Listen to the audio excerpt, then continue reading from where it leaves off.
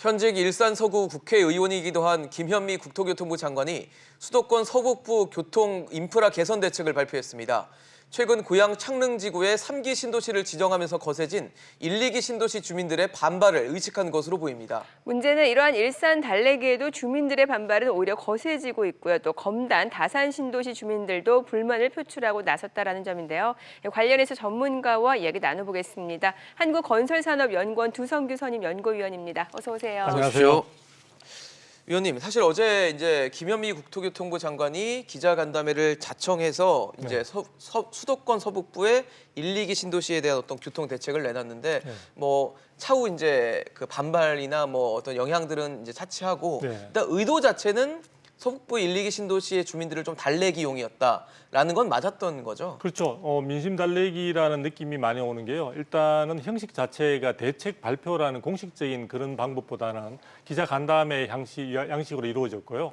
그다음에 이제 서북부의 그 1, 2기 신도시, 그 서북부, 수도권 서북부라는 부분을 강조를 하고 있습니다. 그러니까 특정 지역을 염두에 뒀다고 볼 수 있기 때문에 지금 상당히 반발이 많은 일산이라든지 이런 지역들에 있어서의 주민들의 어떤 그런 민심 달래기에 나선 것으로 보입니다. 그리고 무엇보다 이런 그 발표 자체가 결과적으로 본다면 저는 뭐 배가 산으로 가고 있다 이런 느낌이 드는데요. 이 문제의 해결보다는 굉장히 구체적인 어떤 심도 있는 검토 끝에 나온 내용들이라기보다는 교통 대책 중심으로 또 다른 대책이 아닌 신도시이지만 교통 대책 중심으로 또 이분이 또 나중에 이제 내년에 총선 부분에 대한 출마까지 언급이 되는 가운데 나왔기 때문에 이것은 어떤 전체적인 정책 추진의 어떤 청사진이라기보다는 민심 달래기용 어떤 성격이 대단히 짙다 이렇게 볼 수 있을 것 같습니다.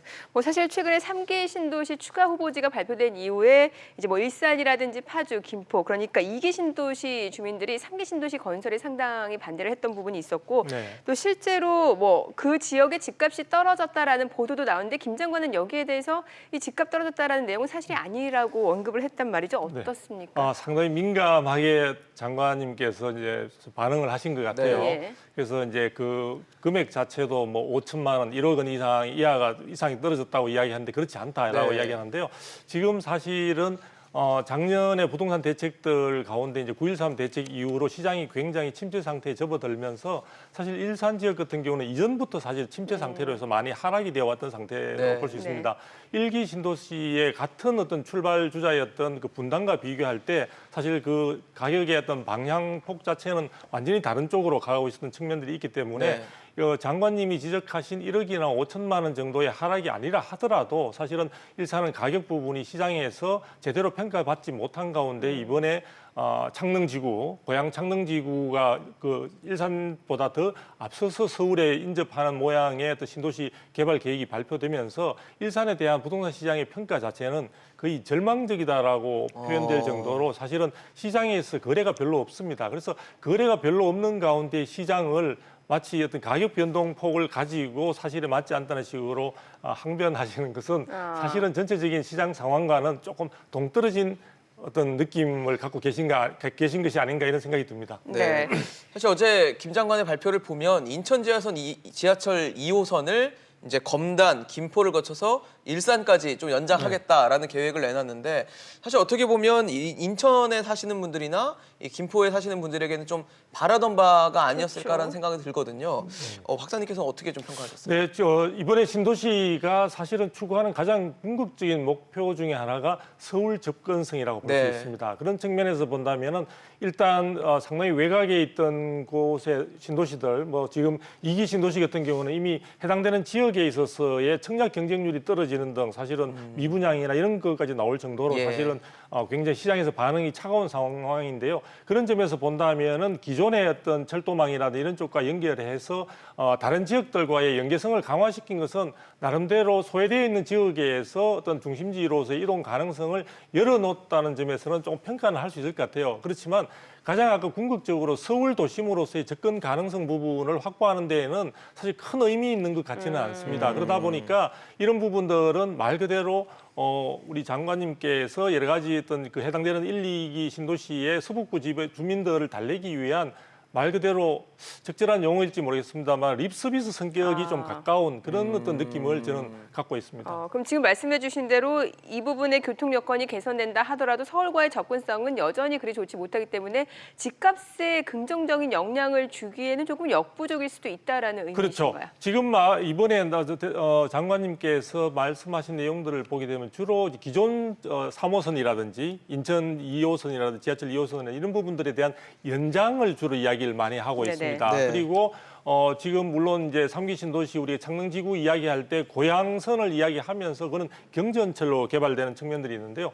이런 부분들이 사업 추진 자체도 쉽지 않은 여러 가지 재정적인 부분이나 이런 것들에 대한 충분한 검토 끝에 나왔다기보다는 지금 아마 점검하고 있고 검토하고 있는 단계다 보니까 네. 사실 현실성 부분에서 좀 동떨어질 수가 있는 측면들이 있고요. 기존 연장선 자체에는 이미 기존 선 자체가 예를 들어 3호선이라든지 인천 네네. 2호선 자체가 굉장히 안에 출퇴근 시간에 보면 사람들이 많이 타면서 네. 사실 굉장히 힘든 상태로 되어 있습니다. 네. 현재도 힘든데 예를 들어 더 연장을 했을 경우에 예를 들어 뭐 3호선 같은 경우에는 파주까지 연장하는 그러니까요. 이럴 경우에 있어서는 그 지금 또 가뜩이나 출퇴근하시는 분들의 아침에 출퇴근의 어떤 환경 자체가 더욱더 악화될 수 있다는 점들을 고려한다면은 실제 장관님과 생각하는 곳과 또 해당되는 지역 주민들이 느끼는 부분들은 상당히 괴리감이 있을 뿐만 아니라 크게 의미 있는 어떤 보완 방안이라고 보기에는 저는 다소 조금 거리감이 있다. 제가 자꾸 부정적으로 얘기해서 죄송합니다만 예. 실질적인 부분에 있어서의 큰 의미를 기대하기는 어렵다 이래 보입니다. 네. 그러니까 정리를 해보면 3호선이 이미 뭐 사람들이 굉장히 많이 타고 다니는 노선인데 네네. 그거를 파주까지 연장하면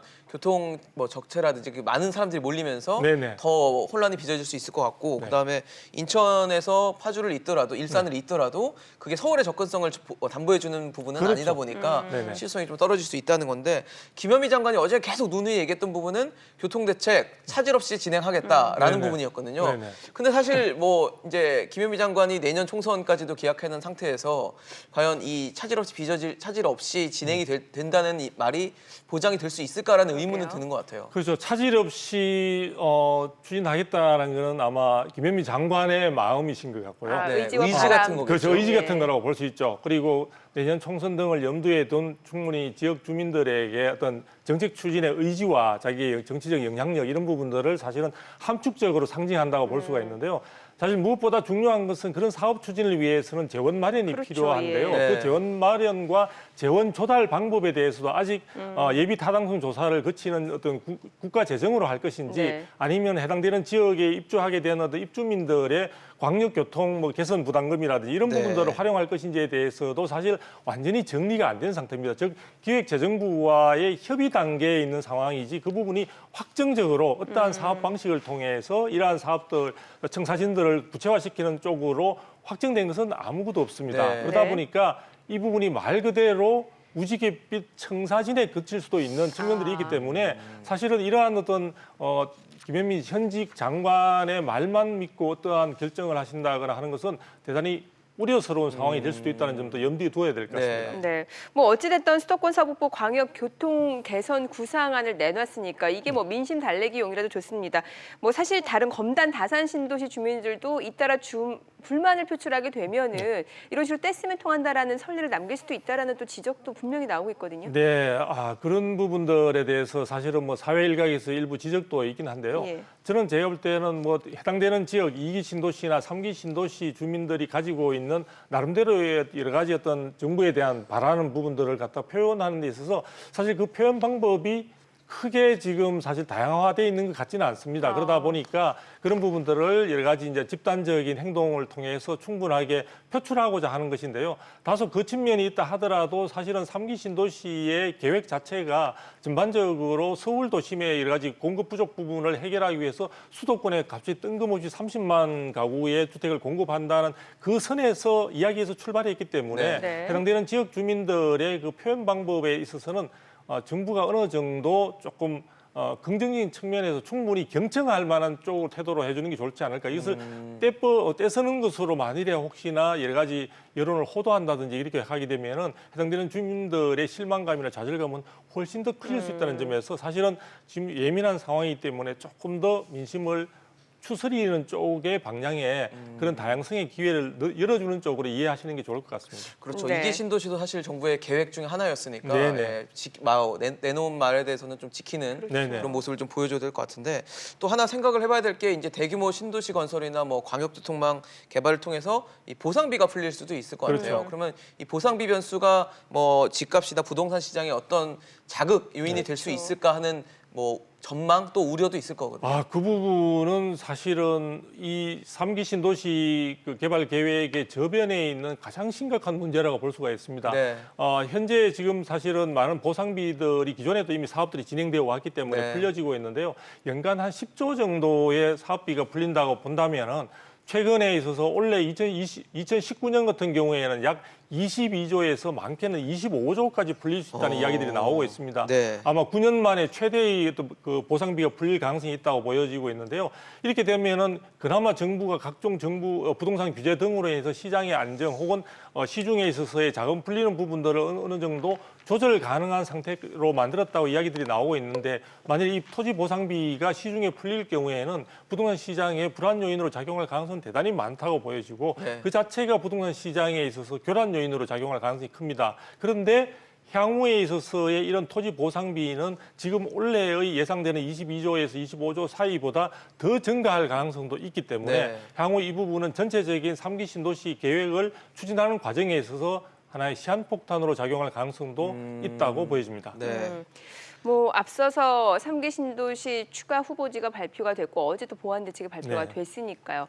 어떻습니까? 서울 집값에 어떤 영향을 미칠 변수가 될 수 있을 거라고 보세요? 저는 3기 신도시가 신도시 계획이라는 건 최소한 10년 이상이 걸리는 정책들이고 네. 이 부분이 추진 속도라든지 성공 여부나 이런 것들은 사실 지금 정부가 아닌 다음 정부나 이후에 판단될 것으로 보여집니다. 그렇게 본다면은 사실 이러한 역할들이 결국은 서울 도심의 공급 부족에 대한 불안감들을 해소시킬 수 있느냐에 대해서는 여전히 의문점이 많이 남은 상황들이기 때문에 사실 이러한 3기 신도시 계획이 보다 구체적인 내용으로 진전이 된다고 하더라도 서울 시내의 어떤 그 부동산 시장의 안정은 사실 도모하는 데 큰 역할을 하기는 힘들지 않겠나 이렇게 보여집니다. 그래서 올해까지는 서울의 경우에 있어서 국토부 발표에 의하더라도 공급 물량 혹은 입주 물량이 수요에 비해서 다소 좀 많은 10,000호에서 15,000호 정도 더 추가되는 상황으로 보여집니다만 네. 이런 부분들이 3, 4년 뒤에 있어서는 부족으로 이어질 수 있는 가능성도 있기 때문에 서울 부동산 시장의 3기 신도시 개발 발표의 어떤 영향력이나 이런 것은 긍정적인 면으로만 보기에는 다소 어려움이 있을 것으로 생각이 듭니다. 네. 네, 저희가 마지막으로 드리는 질문이 될 것 같은데 일단 실수요자 입장에서 좀 봐야 될 것 같아요. 네. 실수요자 입장에서는 현 시점에서 어떤 선택을 해야 될지를 좀 조언해 주시면 좋을 것 같은데 워낙 3기 신도시가 서울에 인접해 있고 네네. 아직 뭐 제대로 시작된 건 아니지만 계획은 발표된 상태에서 이걸 기다려야 될지 네네. 아니면 집값이 좀 안정세를 보이니까 올해 하반기에라도 좀 이렇게 두드릴 수 있는 데는 좀 두드려 봐야 될지 이런 고민들을 계속 하실 것 같거든요. 네, 3기 신도시 계획이라는 것은 조금 전에 말씀드린 바와 같이 10년이 넘는 중장기 계획이라고 볼 수 있고요. 네. 네. 그 부분에 대한 결실을 맺기까지는 상당한 시간과 많은 어려움들이 예상이 되고 있습니다. 네. 그렇다면 이것을 보고 많은 시장에 계신 실수요자나 이런 분들이 대기 수요로 전환하는 것은 사실 저는 바람직하지 않다고 보여집니다. 사실은 이 실현 여부 자체가 다음 정부 혹은 그 다음 정부에서 판가름 날 수 있는 부분들이 있고요. 네. 그런 부분에서 본인들의 내 집 마련 계획이나 이런 부분들을 지나치게 장기간 미래에다 맡겨놓는 것은 불확실성을 더 키우는 측면들이 있기 때문에 오히려 그런 것보다는 현재 본인이 가지고 있는 주택 마련의 계획에 의해서 차근차근 3기 신도시와 상관없이 본인이 원하는 이런 직장 문제라든지 자녀 양육 문제라든지 등등을 다 고려해서 충분히 여건이 마련된다면은 신도시와 상관없이 결정을 하시는 네. 게 저는 바람직한 것으로 생각이 듭니다. 서울 집값 좀 여쭤볼게요. 최근에 하락폭이 이제 둔화되고 네네. 있고 어느 정도 안정화되고 있단 네네. 말이죠. 앞으로 어떻게 보세요? 좀 반등할 거라고 보세요? 아니면 지금 같은 상황이 조금 더 이어질 거라고 보세요? 저는 서울의 경우에 있어서는 지금 하락폭이 줄어들고 있다는 점에 저는 좀 주목을 해야 된다고 네. 볼 수 있고요. 또 그 발표 자체가 한국감정원의 주간 부동산 동향에서 나타나고 있는데 정부 측의 여러 가지 어떤 그 자료들이 많이 반영이 됐다는 점을 고려한다면 충분히 주택시장, 서울 주택시장의 여러 가지 그동안에 하락세 부분의 어떤 그런 우려나 이런 것들은 많이 줄어들었다고 보고 있습니다. 그렇게 해서 경우에 따라서 뭐 바닥 다지기다 혹은 바닥에 도착했다 등등의 이야기 나오는데 그만큼 충분히 부동산 시장에서 반등의 기회에 대한 희망들이나 기대감들이 조금씩 나오고 있다는 점을 감안한다면은 당장은 아니겠지만 적어도 올해 연말이 지날 경우 즈음해서는 충분히 부동산 시장이 뭔가 규제나 이런 부분들에 대한 그 여러 가지 영향력에도 불구하고 새로운 회복의 가능성들을 상당히 열어놓을 수 있을 것이다. 그리고 내년에 총선이 가지고 있는 여러 가지 시장에 있어서의 긍정적인 메시지들에 대해서 해석들이 분분하지만 실제로 그런 부분들이 영향력을 완전히 무시할 수는 없는 상황이다 보니까 내년에 상반기에 있어서의 부동산 시장에 대한 긍정적인 신호들을 아마 여권이나 정부도 아마 기대할 것으로 생각을 하고 있습니다. 그래서 그런 부분들이 안정이라는 기대 속에서 조금 더 상승이라는 에너지가 더 첨가된 그런 모습의 부동산 시장을 기대하는 마음들이 모여지고 있기 때문에 시장에 대한 저는 뭐 희망의 끈은 충분히 잡을 수 있다는 쪽으로 제가 좀 추상적이지만 말씀을 정리하겠습니다. 네, 알겠습니다. 오늘 한국건설산업연구원 조성규 선임 연구위원과 이야기 나눠봤습니다. 잘 들었습니다. 고맙습니다. 감사합니다.